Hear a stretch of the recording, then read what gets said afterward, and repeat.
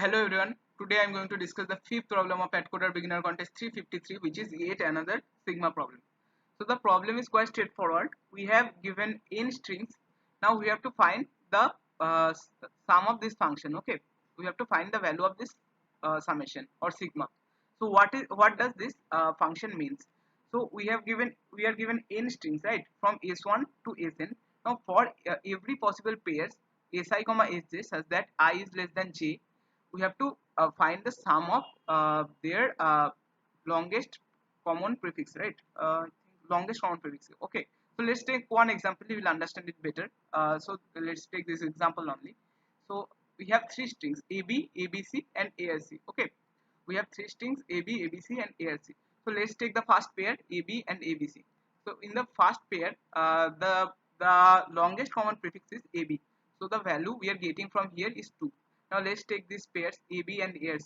From AB and ARC, the longest common prefix is this A only. Okay, so we are getting 1 from here. Now let's consider ABC and ARC. So ABC and ARC, the longest common pair is A. So the value of the summation is nothing but 2 plus 1, which is 4. So our answer will be 4. Okay. Now let's discuss about the brute force solution in the observation section. So what is the brute force solution?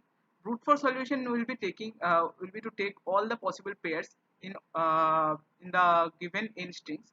So time complexity is order of n squared, and from the given pairs we are trying to find their maximum prefix.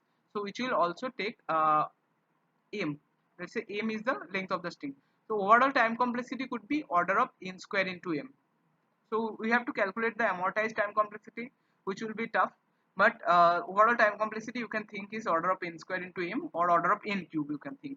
Okay, but here n is 3 into 10 to the power 5. So without considering the m factor, also the time complexity is huge, which is not possible.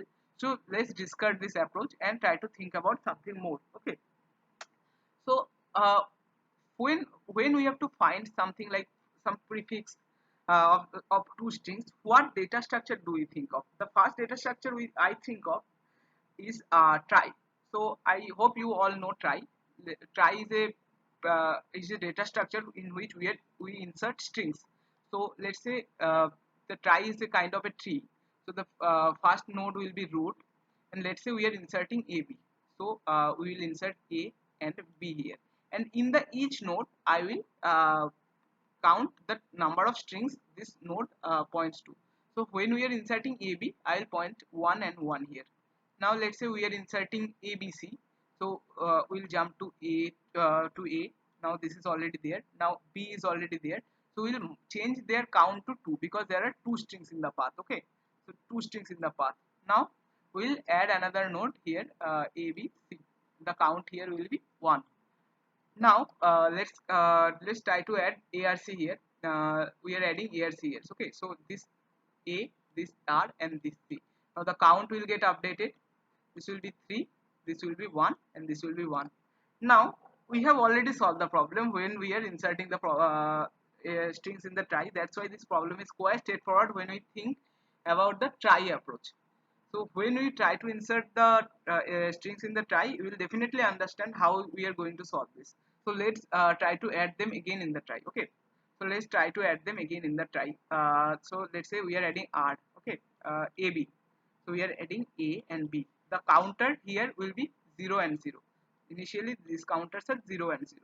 So when we are when we are inserting one character to the try, we will add answer plus equals to the count of the node in the okay, count of the node, because why we are adding the count of the node here, let's call it count of node, because there are count number of prefixes which are matching with this string. Okay, count number of strings in which this character will be matching with the current string. That's why we are adding count of node here. So after adding count of node here, we will increment the value by 1. Okay, now again we are adding this character B. Again we will add count of node, but count of node is 0, so this does not matter. So we will increase the counter value to 1.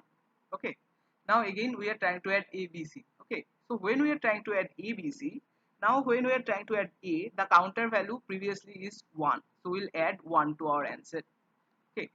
Now again we are trying to add b, the counter value is already 2, counter value is already 2, so we'll uh, okay, here the counter value is 2, but here the counter value is 1, so we'll add 1 to our answer, and we'll change the counter value to 2 for this node, and we will add another node c. Here the counter will be 0. By default, if for every node the counter value is 0. Now when we are adding some node, the counter value will be incremented to 1. So initially it is 0, now incremented to 1.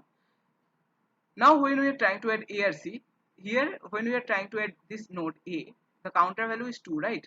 So the counter value is 2, so we'll add 2 to our answer and increment the counter to 3, and again we will add r and c here, and the counter value is 1 1. So our answer is 1 plus 1 plus 2, which is 4, which matches to our desired answer. So the problem is nothing but insert the elements in a try, construct a try and insert the elements in a try, and when inserting increment the value of the answer. Okay, so let's jump into the code, you will understand it. uh, Here I am taking one try. Okay, the try will be every try node will contain one counter. The counter value is initially 0, and when we are creating one node, we are incrementing the value of the counter to 1, and each of every node will have pointers. Okay, so I hope you all know about some try nodes. So try node will have 26 pointers pointing to each of the 26 alphabets. Okay, now the get node function is not important when we are inserting. So this means root of a of si minus a. That means the node we are going to is does not exist. So we'll create that node, and we'll jump to the node. But if the node already exists, we'll increment our answer. We'll add our answer. Sorry, we'll add the count of the node to our answer, and we'll jump to the node. Okay, so this is quite straightforward. We'll create a try, and for every string we'll append the string in the try, and at the end we'll print the answer. This problem is quite straightforward, just you have to know about the try data structure, and after that the problem is quite straightforward. Okay, you can look at the some other problems of try also, uh, and this problem will become quite straightforward to you, because we are only inserting the elements in the try. No other traversal or deletion is required, only the insert part we care. Okay, if you have any doubt in any part of the explanation or code, you can always ask in the comment section. I will try to reply each and every comment. Thank you.